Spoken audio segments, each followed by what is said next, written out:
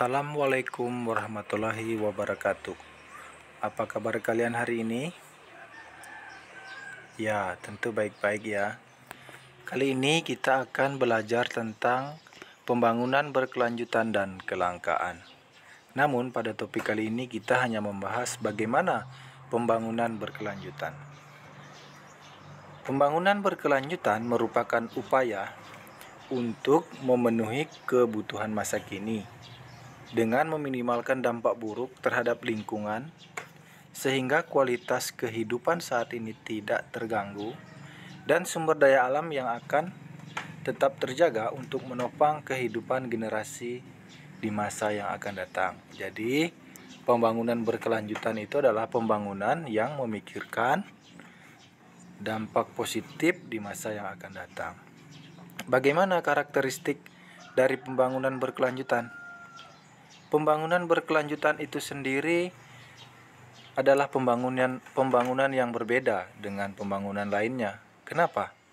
Karena ciri-ciri dari pembangunan berkelanjutan adalah setiap tindakan harus memperkirakan dampak terhadap kesehatan dan kelestarian lingkungan hidup, serta dapat mendorong perilaku manusia yang mendukung pemanfaatan serta memanajemen sumber daya alam secara berkesinambungan, dapat berperan aktif dalam menjaga alam dan dalam melakukan kegiatan sosial dan ekonominya.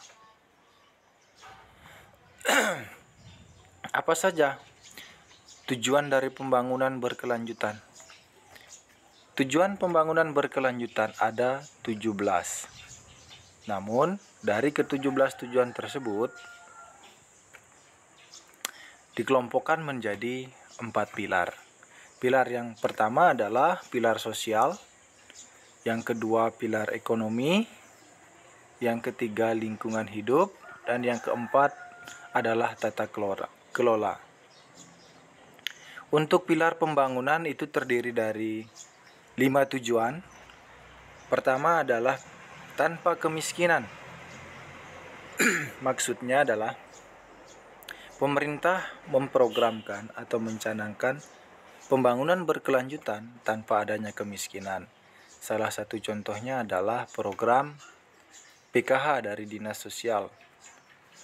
Apa itu PKH? PKH sendiri merupakan kepanjangan dari Program Keluarga Harapan, yaitu bantuan yang diberikan kepada masyarakat miskin atau masyarakat yang kurang mampu yang diselenggarakan oleh Dinas Sosial. Yang kedua, tanpa kelaparan. Pemerintah memprogramkan swasembada pangan bagi pertanian dengan mengadakan bantuan bibit pertanian seperti bibit padi, bibit kedelai, bibit jagung, dan bibit lainnya. Yang ketiga, yaitu kehidupan sehat dan sejahtera. Pemerintah sudah melaksanakan program BPJS, baik itu BPJS yang diberikan oleh pemerintah daerah maupun BPJS secara mandiri. Yang keempat, ada pendidikan yang berkualitas. Pemerintah juga telah memprogramkan program KIP atau Kartu Indonesia Pintar dan KIPK, Kartu Indonesia Pintar untuk mahasiswa atau anak-anak kuliah. Yang kelima, kesetaraan gender atau bisa disebutkan sebagai emansipasi wanita. Perempuan memiliki hak yang sama dengan laki-laki. Pilar yang kedua yaitu pilar pembangunan ekonomi. Terdiri dari 5 tujuan juga. Yang pertama adalah energi bersih dan terjangkau. Pemerintah sudah menjalankan program energi hijau. Kemudian yang kedua adalah pekerjaan layak dan pertumbuhan ekonomi. Yang ketiga, industri, inovasi dan infrastruktur. Yang keempat, berkurangnya kesenjangan. Dan yang kelima adalah kemitraan untuk mencapai tujuan. kemitraan ini sudah juga diprogramkan oleh pemerintah seperti mengadakan program UMKM atau usaha kecil menengah ke bawah. Yang ketiga yaitu pilar pembangunan lingkungan yang terdiri dari 6 tujuan. 1. Ada air bersih dan sanitasi layak. 2. Kota dan pemukiman yang berkelanjutan. 3. Konsumsi dan produksi yang bertanggung jawab. Yang keempat ada penanganan perubahan iklim dengan mengadakan penanaman pohon. Kemudian yang kelima menjaga ekosistem laut dengan cara menjaga ekosistem terumbu karang. Dan yang keenam adalah menjaga ekosistem daratan. Dan pilar yang keempat yaitu pilar tata kelola.